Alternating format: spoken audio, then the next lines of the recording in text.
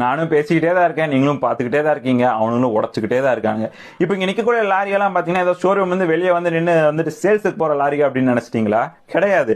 நம்மளோட மலைகளை வெட்டி கேரளாக்கு எடுத்துகிட்டு போயிட்டு இருக்காங்க. எத்தனை லாரி நிற்குதுன்னு பாருங்க, ஒவ்வொரு லாரியும் எத்தனை டன் இருக்குன்னு பாருங்க, மொத்தமாக சேர்த்து பாருங்க, ஒரு நாளையில் எத்தனை ஆயிரம் டன் கனிம வளங்கள் பக்கத்து மாநிலமான கேரளாக்கு போயிட்டு இருக்கு அப்படின்னு சொல்லிட்டு. என்னோட கேள்வி என்ன அப்படின்னா, கேரளால மலைகள் கிடையாதா? 80% நிலப்பரப்புகள் பார்த்தீங்க மலையும் மலை சார்ந்த இடங்கள் இருந்தா அதெல்லாம் அவன் வெட்ட மாட்டான். ஏன்னா தமிழ்நாடு தான் இழுச்சுவானுங்களாச்சு, காசை கொடுத்தா என்ன வேணாலும் கொடுக்கணும்னு ஆகி போச்சே இங்க. இதை நான் எத்தனை தடவை வேணாலும் பேசலாம்.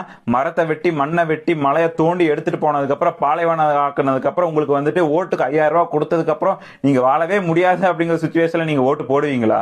இல்ல அப்படிதான் ஆயிட்டு இருக்கு, மெதுவா அப்படிதான் ஆயிட்டு இருக்கு. மலைகள் எல்லாம் எவ்வளவு சுரண்டி இருக்காங்க அப்படிங்கறத உங்க வீட்டு பக்கத்திலேயே பாருங்க. உங்க வீட்டுக்கு பக்கத்துல ஒரு 4 வருஷத்துக்கு முன்னாடி ஒரு மலை இருந்திருக்கும், இப்ப பாத்தீங்கன்னா 6 வருஷம் இருக்கும். இன்னும் 4 வருஷம் கழிச்சு அங்க மலையே இருக்காது. யதார்த்தமான உண்மை, நீங்களும் பாத்துக்கிட்டு தான் இருக்கீங்க, தமிழ்நாட்டில் தானே இருக்கீங்க. எத்தனை மலைகளை தோண்டி எடுத்துட்டு போயிருக்காங்க அப்படிங்கறது கண் கூட பாருங்க.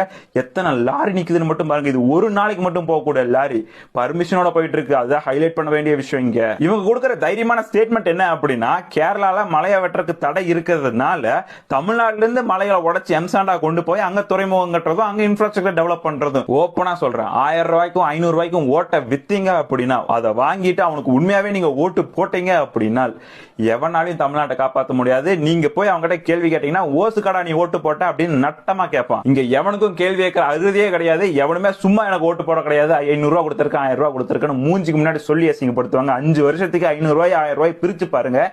பிச்சைக்காரனோட நம்மளாம் கேவலமா இருக்கமா அப்படிங்கிற ஒரு கேள்வி உங்களுக்குள்ளே ஒரு நான் சொல்ல வேண்டியது இல்லை. இதை பத்தி நீங்க என்ன நினைக்கிறீங்க அப்படிங்கறத கமெண்ட் பாக்ஸ் சொல்லுங்க. இந்த விஷயத்தை நிறைய பேருக்கு தெரியப்படுத்துங்க.